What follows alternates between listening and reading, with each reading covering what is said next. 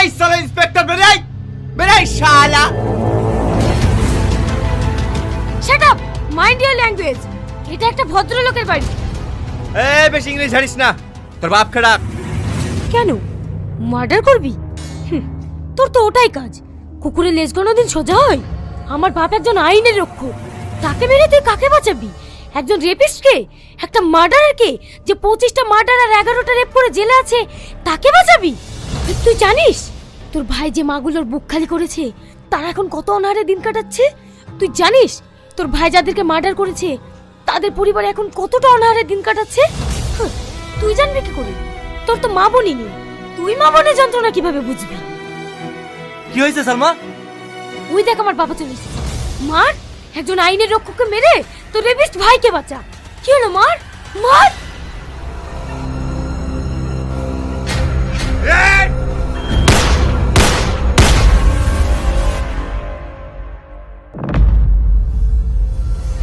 উকিল সাহেব, খবরটা শুনেছেন?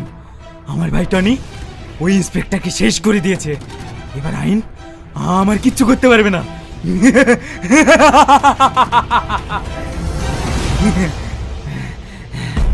ঠিক বলেছেন, আপনাকে আর বাধা দেওয়ার নাই।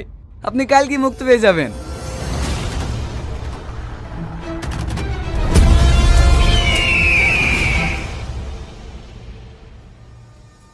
মোহাম্মদ আদালত, আমি আগেই বলেছিলাম আমার মক্কেল শাকিল সম্পূর্ণভাবে নির্দোষ।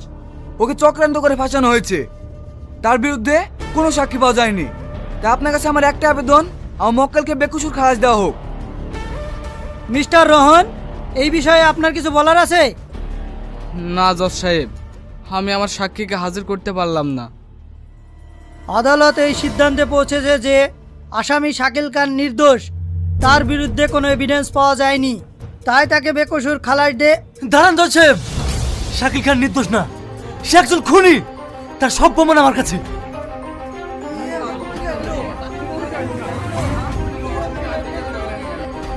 Order order order. Inspector Samad, আপনার যা কিছু বলার আছে কাঠগড়ায় এসে বলুন। আপনি যে আমার মক্কেলকে খুনি বলছেন, আপনার কাছে কি প্রমাণ আছে? প্রমাণ?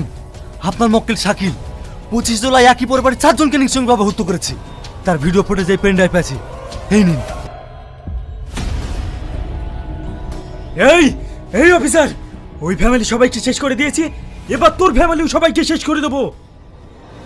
মহামান্য আদালত, এই আসামি যদি মুক্তি পায় তাহলে অনেক মানুষ খুন করবে।